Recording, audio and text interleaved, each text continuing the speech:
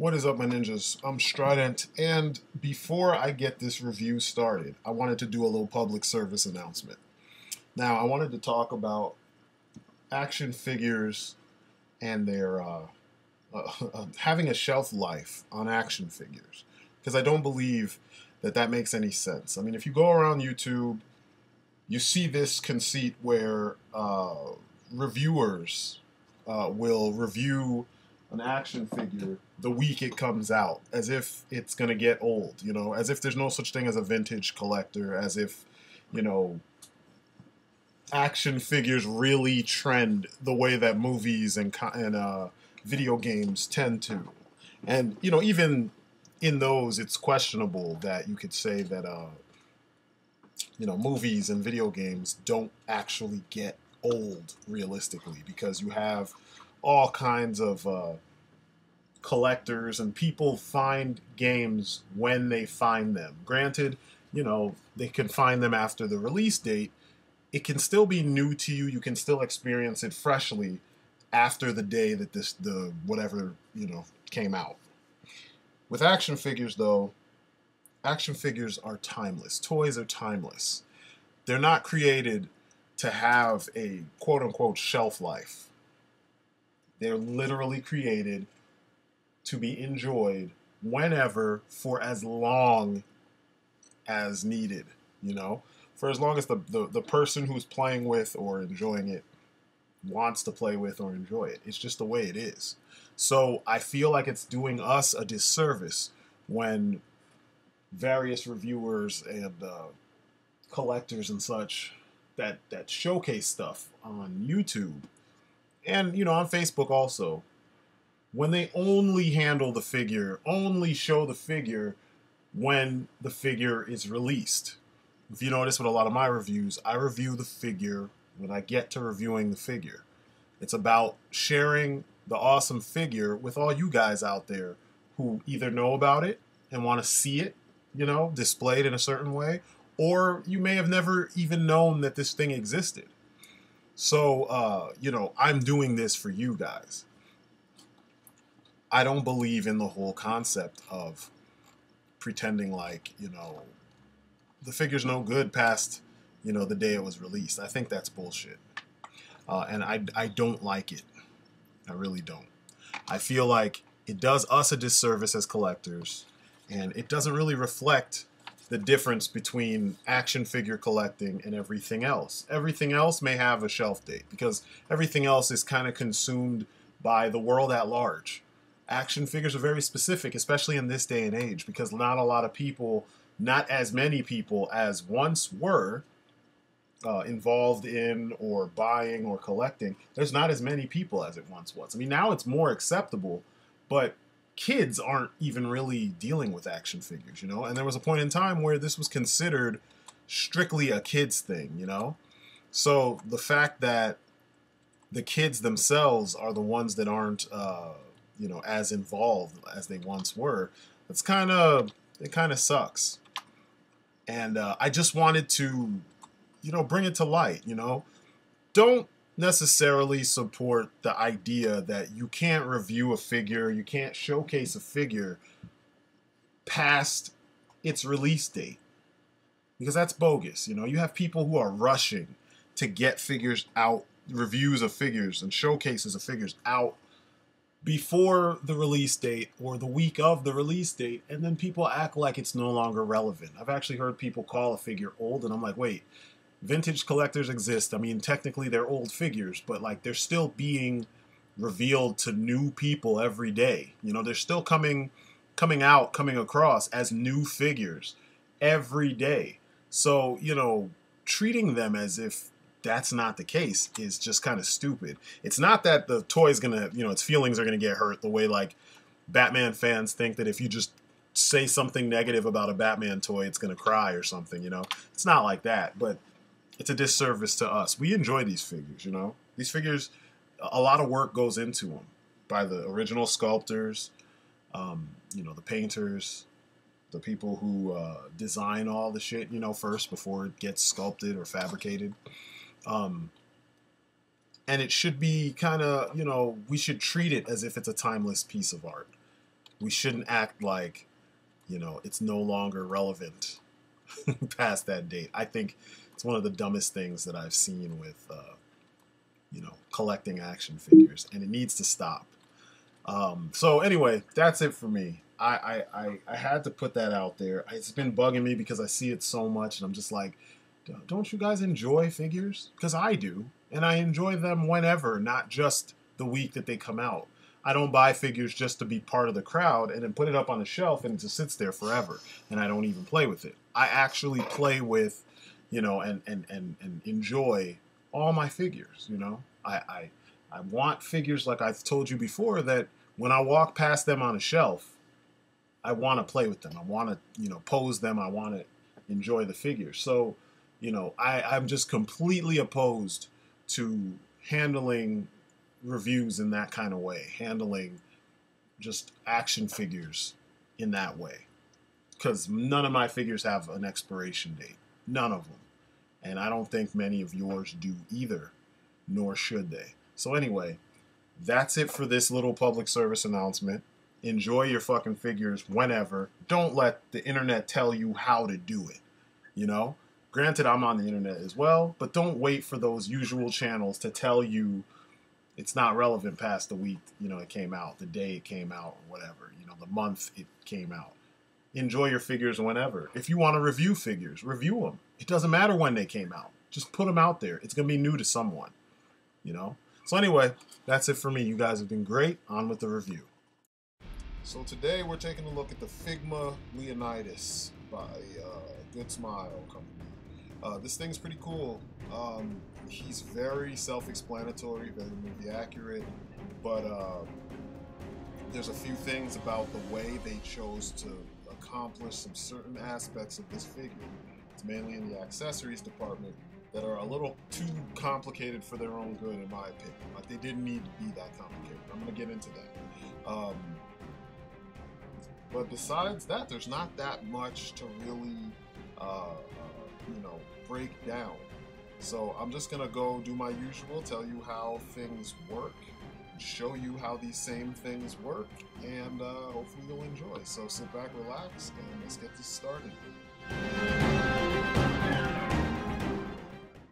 Now, with this being a Figma, the sculpt and paint work is immaculate. Every texture, every blemish, all of it's there, you know. Sometimes if you light the figure the right way, which you'll see as the review goes on, I lit him with a little bit of an amber, you know, a warmer colored light, and it feels pretty close to what the stills in the film look like, you know. Stills in the film, what the footage in the film looks like. His articulation actually is really good and works very well with the sculpt. Figma did a good job there. It's a fairly simplistic sculpt.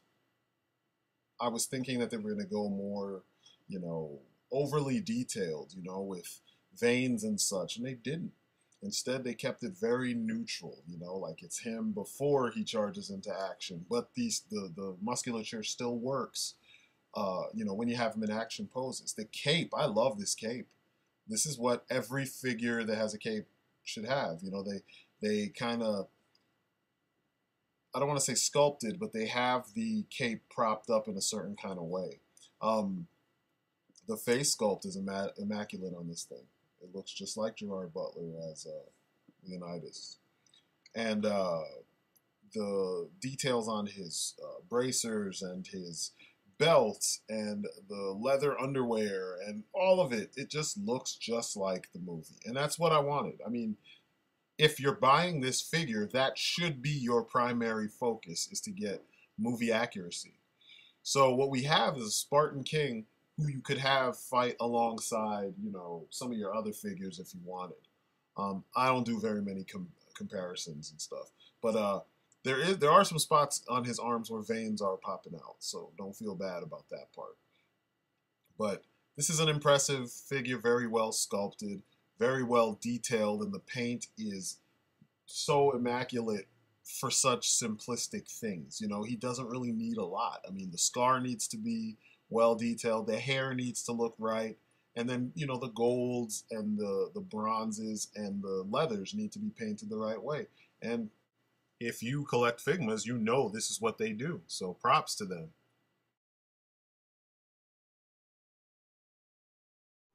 Okay, we're going to take a look at the articulation, and it's really simple on this guy because he's a Figma, and Figmas typically have the same articulation all the way around. Head, Figma joint, you can look left and right, you can look up, both from the neck itself and the base of the head and the base of the neck. So the head alone, you get that much. With the neck, you get that much. A lot of Superman figures could use that. Arm, standard Figma joint, it goes up about this much. Now, one of the things you got to pay attention to is because it's a Figma joint, it's a standard Figma joint, you can pull it out a little bit and then get it up further. You see? There's a anatomically correct bicep swivel. He can bend at the elbow. It's a single joint, but it gets you more than 90 degrees. Swivel at the wrist. There's also swivel anywhere there's a Figma joint. Swivel there, hinge as well. Torso, this is kind of weird. The joint inside the torso is really small. See, that's it. So you don't really get that much range of motion. Now, if you pull it out just a little bit like I did, then you start to get stuff, you see? And then leaning back. If you use both joints, the joint up here and the joint down here at the waist, you get that much. He can swivel at the waist and the diaphragm. See? Waist, swivel only. Diaphragm only. The crotch piece is a floating crotch, kind of like the stuff you see with NECA. So if you position it right, like here, then to the side, you get your kick. You see? And there's an anatomically correct thigh swivel. You can kick up straight that much, or to the side that much, straight out in front this much, but if you turn his waist, then you get a straight kick out. There you go. Knee, more than 90 degrees. There's also a swivel at the knee because it's a Figma joint. It's just a little bit of one. Swivel at the foot, point, can pull back. Toe joint as well. If you position his foot the right way, you can do wide-legged stances, like so. Let me get the cape out the way so you can see that. And yeah, that's his articulation. I think they did a really good job giving him enough realistic articulation so that he doesn't feel like a cartoon character. So you won't see people having him in strange, overly cartoony poses that just don't make sense for King Leonidas. So pretty dope figure, dope articulation. Accessories. This guy comes with a bunch of accessories because of the over-complex nature of some of these, the way they handled some of these accessories. Mainly the shield. The shield is my big point of contention. So I think the shield itself will be the nitpick, you know, in issues area, because I kind of feel like they went overboard with how complex it is. But as you can see, he comes with, you know, the hand tree with 4 sets of hands, if you include the ones that are on the figure.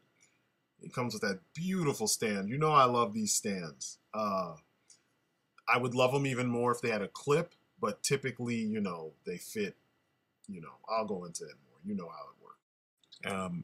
You have all these helmets, well, 2 helmets.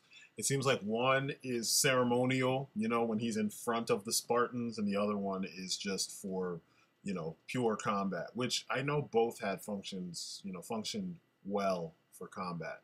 So, or maybe one is for, you know, flashback and one is for, you know, the present. Then you have the hand tree, like I said, you've got 3 different sets of hands. And you've got, that's in addition to the 2 that are on the hands that are on the figure. This is a Figma mainstay. I love it. I love it. It's a nice thing. You have the damn shield, beautifully painted, beautifully sculpted. All those details, all those blemishes, you know, those dents and such. You have the Zephos also, and you have the spear. This is a beautiful spear. The Zephos, of course, is the sword that we just saw. I don't want you guys to think that I'm leaving stuff out, but that sword that you see with all the Spartans is called the Zephos, and that thing is beautifully done as well. Of course, you have the figure, which, I mean, what would be the point of all this without the figure? And I love the sculpt because depending on the light, you get more definition in places. But back to the stands. The stands work really well. I love these stands. They plug into the figure's backs, and sometimes they have this extender piece. That's what you see in the center. It's so that you can put them in flying poses. Sometimes it's so that if they have a cape, like a plastic, you know, sculpted cape, you can put that at an angle so it plugs into the cape on an angle and it doesn't, you know, get in the way of having them stand up straight. You know what I mean? A lot of times it plugs directly into the capes, like it did with Saitama and like with, what was her name? The purple chick from, goodness, I can't remember her name. Anyway, it's a cool feature. Now, the thing you're seeing there is the back of, one of the other things is the back of, one of the backs of Leonidas's head, and there is an extender in there. I mean, not an extender, but like a placeholder there to keep the hole from actually shrinking up on you. And then the other piece you see on the right is the extra, it's an extra joint, an extra wrist joint. And they've been doing that a lot lately since Figma, since the 2.0 stuff. But anyway, everything plugs into the back, like I was telling you. The stand plugs into Leonidas's back, and then you can do all kinds of cool stuff with him, pose-wise. Now, the spear. The spear is well done. It's well detailed. It's the perfect length. I don't have any issues with it. It looks good with Leonidas. It would look good with whoever you decide to give it to be honest. They did a very good job rendering this weapon. It's the right length, it's the right thickness, and it just looks cool with him. He actually looks pretty hardcore. I was a little bit surprised, too, that the spear looked so, I mean, it's very simple, but it's so movie accurate, and I was a little bit surprised that for, you know, Figma, that it would have this kind of a, I want to say a rustic look. You know, it's so movie accurate. You know, I was thinking they would somewhat interject their little Japanese style because, I mean, Figma hasn't done that many real people, you know, in figure form. They did Michael Jackson and they did Bruce Lee, and the Bruce Lee was not that good, you know. The Bruce Lee looked like Dragon Lee or something, or Bruce Lee or some shit. But, you know, this here, I mean, I know it's a weapon, but this release in general has been really well done, and the weapons are no exception to that. I really love the subtle wear on the actual spearhead, but it's a very cool looking weapon. They did a good job with that. Now the shield.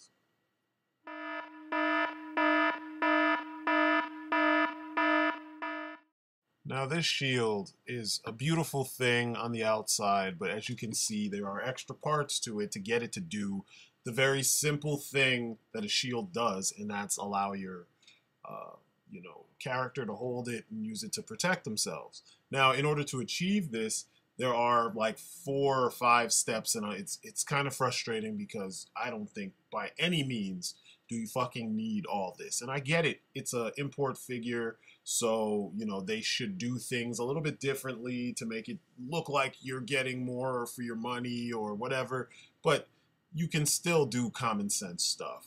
So this is the underside of the shield.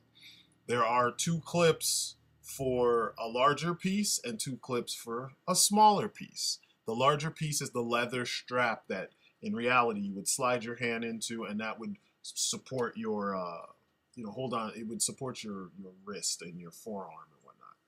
See, the underside has the 2 pegs. Those are the 2 larger pegs. The T peg, one that looks more like a T, would go in one slot and the other one goes in the other slot. This is the handle. The handle is obviously what your hero would hold, you know, and it connects into 2 smaller slots.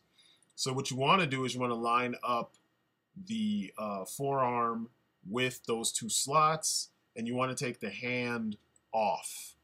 You could just slide, actually, because some people, I've seen them do this differently, where they put the piece in the shield already, the strap, and just slide the hand in, and then you painstakingly remove the shield. You separate the handle piece, because you can, you know, separate it, so you can slide one end in his hand, and then slide the other end in the hand. But I'm like, why do you have to do all that when the hand itself could have just been made of a more pliable plastic, making it easier for you to put anything in his hands? So you do that, then you connect that smaller piece, and you make sure that it's in his hand ahead of time, so that when you slide the hand back on the wrist, all you have to do is position the hand and push the parts together, you know, into the shield. It's too much. And then on top of it, it doesn't sit flush once you do it. You really got to work at it. No. No. No. But once you get it on, it's a beautiful sight. It looks very accurate. Very badass. I love it. Thigh to neck. Now the Zephos. The Zephos is pretty dope. But instead of just letting it be a sword you put in his hand and call it a day, they had to have it where you pull off the bottom of the handle, and it's so tiny. So you guys got to be careful with this piece. Pull off the bottom of the handle, slide the handle into his hand, and then put the piece back on, and, you know, hope that it doesn't fall off, hope you don't bump into it or anything. And, you know, then he looks awesome. So, you know, props to them for this. I would have just made him have a sword, you know, one sculpt, call it a day, but whatever. The helmets. You've seen me change his helmet a number of times in this review. In order to do so, though, you need to go through a little bit of hardship with the changing of his various heads and faces. I wish they had just done different heads, you know, and then have the helmets be removable. You know, like, this is the head for the helmets, this is the head when you don't want to put a helmet on. Instead, there's this notch in the top piece of each of the underside top of each of the helmets, and there is an extra head piece that has a notch in it for Leonidas, and you have to match those up, and you have to do this whole rigmarole where you pull his head apart, you know, because there's two backs and then there's multiple faces. Well, it's like kind of the top and the back. So this is what it looks like when you separate it. And then you have the yelling face, which the front face has nothing to do with which head, you know, if it's a helmeted head or not. You can use both faces on, you know, whichever head you want to use, or whichever part of the head you want to use, helmeted or not. But this is the basic standard head. You can see the seam. So it's like the top and the back of his head is one piece. I mean, it's kind of nice that they hit it with the braid. I have to say that it looks good that way. It looks more natural that way. You can pull that face piece off, like I said, and then you can switch it if you want with, you know, other ones like the yelling face or whatever. But if you want to do the helmet thing, you're going to have to pull the back head off as well. And as you can see, it's a figma joint at an angle fitting into that back head piece. And I don't understand why they had to be so complicated with this. You can see, too, there's two prongs that go up into the back head piece, the top of the back head piece, which is what holds it in place. So it's real easy to separate these things. He's kind of screaming, like, ah!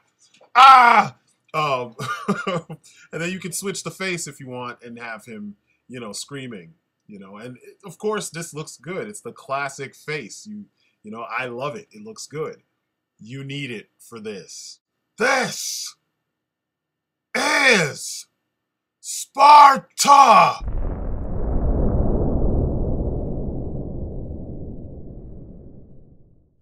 What good would a Leonidas figure be if he couldn't kick shit?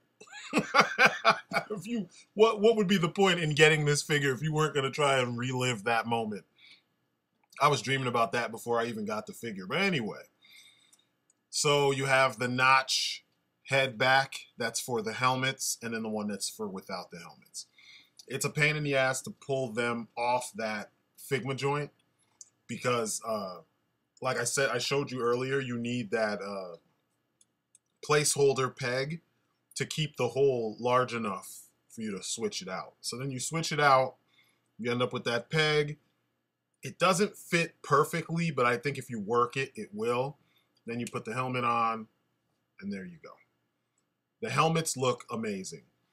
At first, I was like, man, it looks like it's sitting a little bit high up on his head. And then I messed with it a little bit.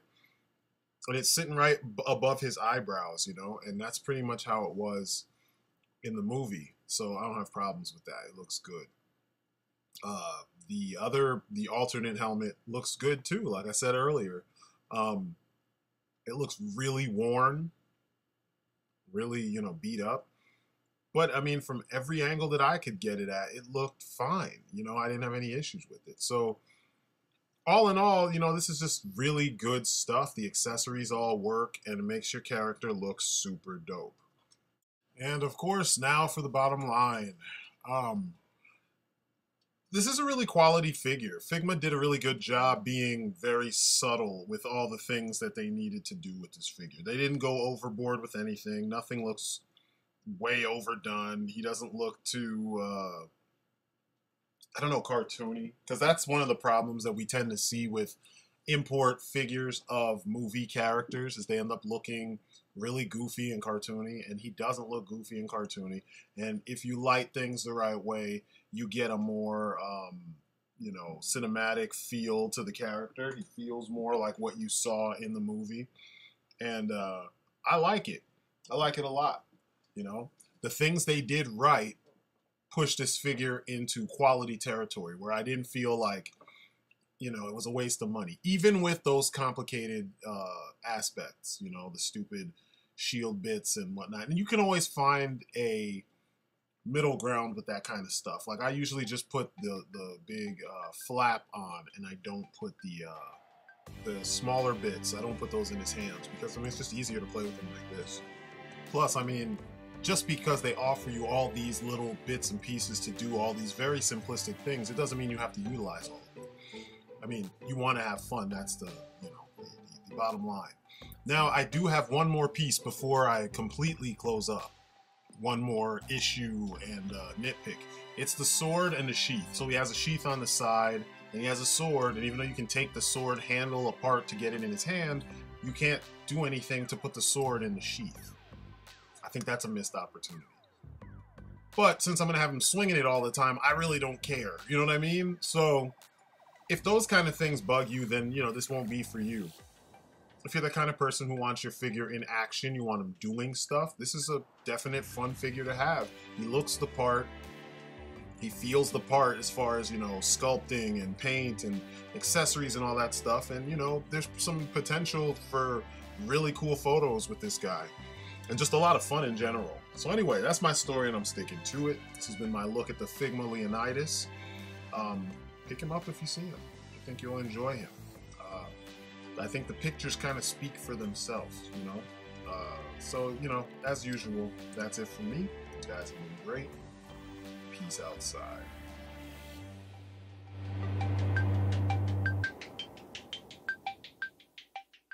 If you enjoyed what you saw, please give it a like, a share, let your friends know. Check me out on social media. All the links are in the description. And if you really want to help me out big time, jump on Patreon and support the channel. Every little bit helps, the smallest amount to the largest amount. And last but not least, check out my comic, War of the Gods. Issue 2 is on sale now on Indie Planet. And the links are in the description. It's some superhero fun. And as a smaller independent book, it needs all the views, all the eyes on it as possible. So check it out, show it to your friends. Every view helps greatly. And yeah, that's it for me. Thanks again.